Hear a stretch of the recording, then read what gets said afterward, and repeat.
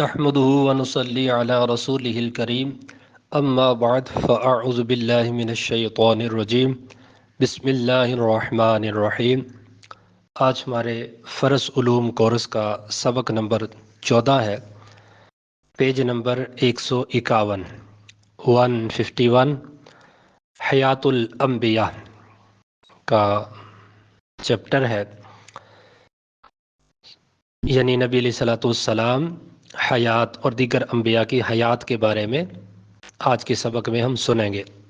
سوال: کیا ہمارے نبی صلی اللہ تعالیٰ علیہ وآلہ وسلم اور دیگر انبیاء علیہم السلام زندہ ہیں؟ جواب: جی ہاں، رسول اللہ صلی اللہ تعالیٰ علیہ وآلہ وسلم اور تمام انبیاء کرام حیات حقیقی، دنیاوی، روحانی، جسمانی سے زندہ ہیں۔ اپنے مزارات طیبہ میں نمازیں پڑھتے ہیں، روزی دیے جاتے ہیں، یعنی اللہ تعالیٰ کی طرف سے ان کو روزی ملتی ہے، جہاں چاہیں تشریف لے جاتے ہیں، زمین و آسمان کی سلطنت میں تصرف فرماتے ہیں۔ اللہ تعالیٰ نے یہ اختیار دے دیا کہ جہاں چاہیں جا سکتے ہیں۔ ہمارا اہل سنت کا یہ عقیدہ ہے کہ جب زندہ ہے تو پھر جہاں چاہیں تشریف لے جا سکتے ہیں۔ انبیاء علیہم السلام اپنی اپنی قبروں میں اسی طرح باحیات حقیقی زندہ ہیں جیسے دنیا میں کھاتے پیتے تھے، جہاں چاہیں آتے جاتے ہیں۔ تصدیق وعدہ الہی کے ایک آن کے لیے ان پر موت طاری ہوئی، پھر بدستور زندہ ہو گئے۔ ان کی حیات شہداء سے بہت ارفع و اعلیٰ ہے، فلہذا شہید کا ترکہ تقسیم ہوگا۔ ان کی بیوی بعد عدت نکاح کر سکتی ہے، خلاف انبیاء کے کہ وہاں یہ جائز نہیں ہے۔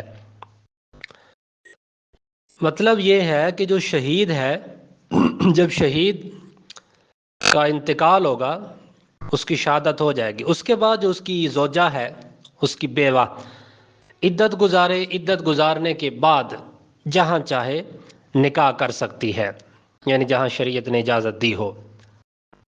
اور جو نبی کی بیوی ہے، انبیاء کرام علیہم الصلوۃ والسلام کی جو ازواج مطہرات ہیں، تو نبی علیہ الصلوۃ والسلام کے یہاں یہ جائز نہیں ہے، کہ بخلاف انبیاء کے کہ وہاں یہ جائز نہیں ہے کہ نبی کی جو بیوی ہے وہ بعد عدت نکاح نہیں کر سکتی۔ جس طرح آپ دیکھیں نا کہ ہم کہتے ہیں امہات المؤمنین، ازواج مطہرات کو امہات المؤمنین، کہ وہ مومنوں کی مائیں ہیں۔ حیات انبیاء پر کچھ دلائل کہ انبیاء زندہ ہیں، اس پر کچھ دلائل۔ اللہ تعالیٰ قرآن مجید میں ارشاد فرماتا ہے: وَلَا تَقُولُوا لِمَن يُقْتَلُ فِي سَبِيلِ اللَّهِ أَمْوَاتٌ بَلْ أَحْيَاءٌ وَلَٰكِن لَّا تَشْعُرُونَ، اور جو خدا کی راہ میں مارے جائیں انہیں مردہ نہ کہو بلکہ وہ زندہ ہے، ہاں تمہیں خبر نہیں ہے۔ وَلَٰكِن لَّا تَشْعُرُونَ، ولیکن یہاں کا بھی ترجمہ اس پر کر سکتے ہیں کہ لیکن تمہیں خبر نہیں اس بات کی، وہ زندہ ہے۔ ایک اور مقام پر ارشاد فرماتا ہے: وَلَا تَحْسَبَنَّ الَّذِينَ قُتِلُوا فِي سَبِيلِ اللَّهِ أَمْوَاتًا بَلْ أَحْيَاءٌ عِندَ رَبِّهِمْ يُرْزَقُونَ، کہ جو اللہ کی راہ میں، یہاں ترجمہ کنز الایمان سے یہ لگایا گیا ہے، یعنی جو اعلیٰ حضرت کا ترجمہ ہے کنز الایمان شریف، تو صراط الجنان سے جو اس کا ترجمہ آپ کو لگے، آسان لگے، وہاں سے بھی آپ پڑھ سکتے ہیں جس طرح آسانی ہو۔ تو ترجمہ کنز الایمان میں یہ ہے کہ اور جو اللہ کی راہ میں مارے گئے ہرگز انہیں مردہ خیال نہ کرنا، بلکہ وہ اپنے رب کے پاس زندہ ہیں، روزی پاتے ہیں، اللہ تعالیٰ کی طرف سے ان کو رزق بھی عطا کیا جاتا ہے۔ مذکورہ آیات سے فقہاء محدثین نے نبی کریم صلی اللہ تعالیٰ علیہ وآلہ وسلم کی حیات پر دو طریقوں سے استدلال کیا ہے۔ وہ کس طرح؟ ایک یہ کہ جب شہید زندہ ہے تو انبیاء علیہم السلام تو بدرجہ اولا زندہ ہے۔ دوسرا یہ کہ اللہ تعالیٰ نے حضور کو بھی شہادت سے سرفراز فرمایا ہے، کیونکہ آپ کا وصال جو ہے زہر آلودہ بکری کھانے کی وجہ سے ہوا، لہٰذا آپ بھی اس آیت کے عموم میں داخل ہیں۔ یعنی آپ بھی شہید ہیں۔ اور یہ بخاری شریف کی روایت سے ثابت ہے۔ ابھی جو میں روایت پڑھوں گا تو یہ بخاری شریف کی حدیث ہے، حضرت عائشہ صدیقہ رضی اللہ تعالی عنہا سے روایت ہے۔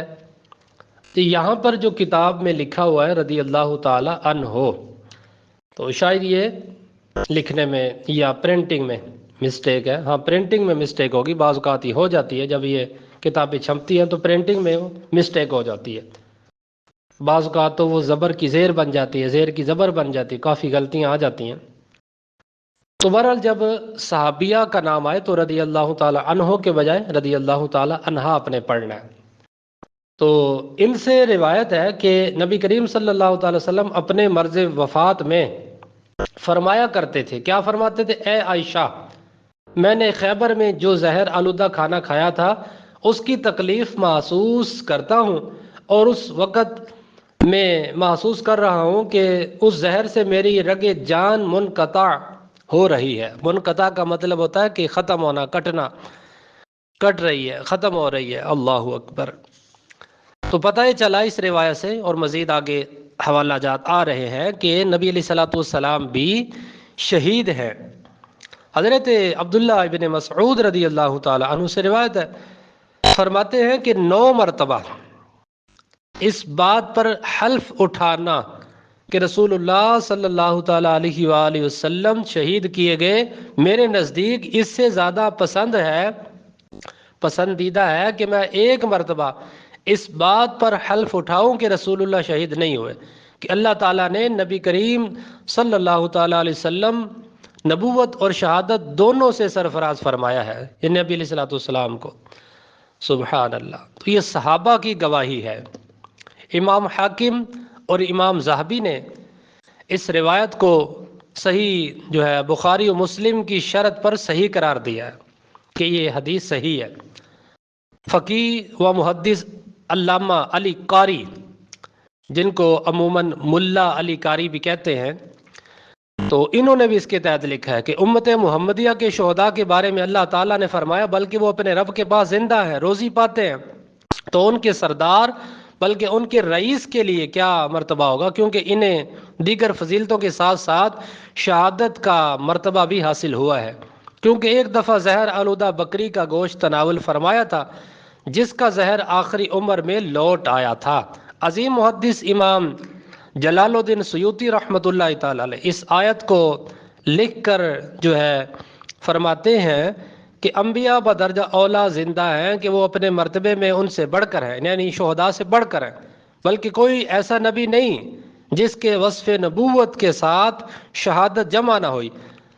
اللہ اکبر۔ وصف نبوت کے ساتھ یعنی نبوت بھی اور شہادت بھی، شہادت جمع نہ ہوئی ہو، پس انبیاء بھی اس آیت کے عموم میں داخل ہیں، یعنی انبیاء بھی شہید ہیں، اللہ کا نبی زندہ ہے۔ اس پر اعلیٰ حضرت امام احمد رضا خان رحمۃ اللہ تعالی علیہ، آپ کا ایک بڑا پیارا شعر بھی ہے کہ تو زندہ ہے واللہ، تو زندہ ہے واللہ، میرے چشم عالم سے چھپ جانے والے، میرا دل بھی چمکا دے چمکانے والے۔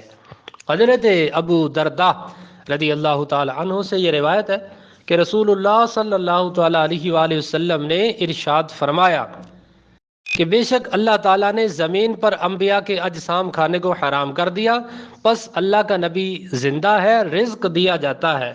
اسی طرح حضرت انس سے یہ روایت ہے کہ رسول اللہ صلی اللہ تعالیٰ علیہ وآلہ وسلم نے ارشاد فرمایا معراج کی رات میں موسیٰ کے پاس سے گزرا، وہ اپنی قبر میں نماز پڑھ رہے تھے۔ اللہ اکبر۔ اب بندہ زندہ ہوگا تو نماز پڑھے گا۔ اب یہ مسلم شریف کی حدیث ہے۔ اللہ اکبر۔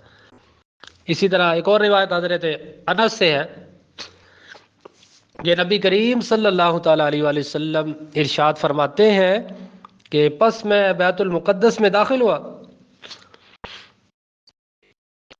یہ کون فرما رہے ہیں؟ ہمارے آقا۔ بیت المقدس وہ ہے کہ جب معراج کی رات سرکار وہاں تشریف لے گئے اور دیگر انبیاء کرام علیہم الصلوۃ والسلام کو جماعت کروائی تھی۔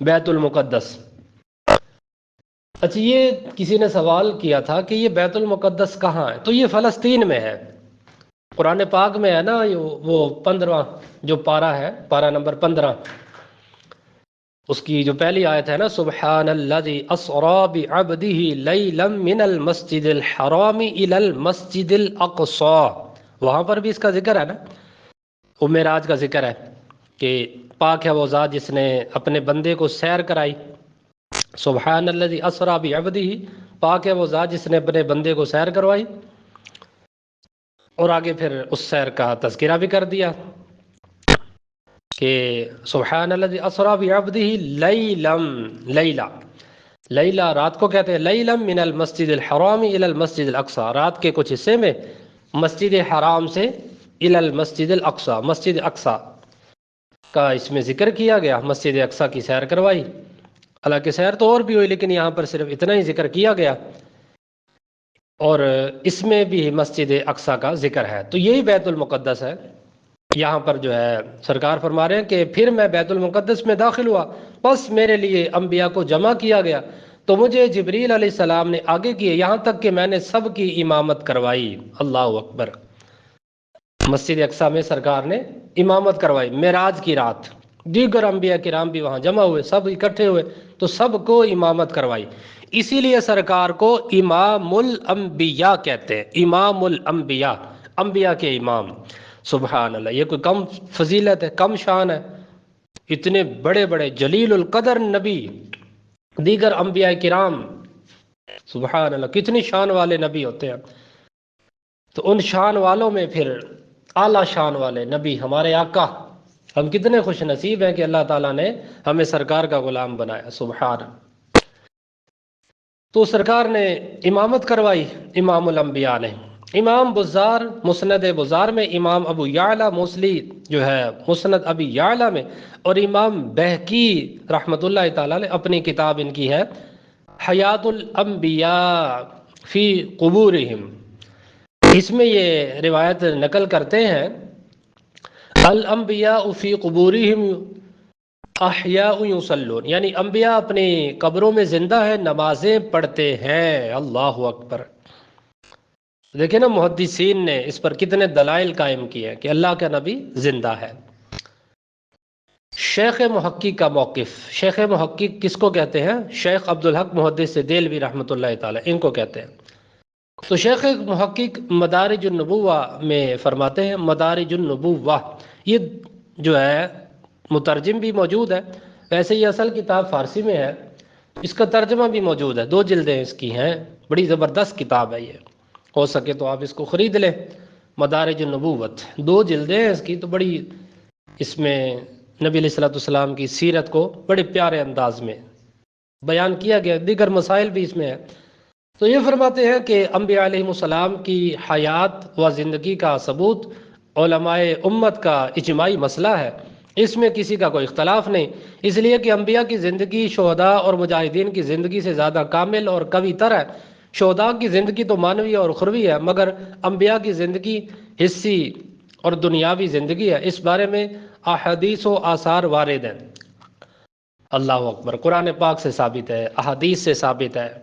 اب دیکھیں نا کتنے بے وقوف ہیں یہ لوگ جو نبی علیہ الصلوۃ والسلام کی حیات کا انکار کر دیتے ہیں، جن کو مماتی کہتے ہیں، یہ مماتی ٹبر جو ہے، اللہ تعالیٰ ان کو ہدایت دے اگر ان کے مقدر میں ہے تو یہ معاذ اللہ نبی علیہ الصلوۃ والسلام کے بارے میں کیا نظریہ رکھتے ہیں کہ مر کر مٹی ہو گئے، معاذ اللہ، اس طرح کی بےہودہ قسم کی بکواس کرتے ہیں جو مماتی ہیں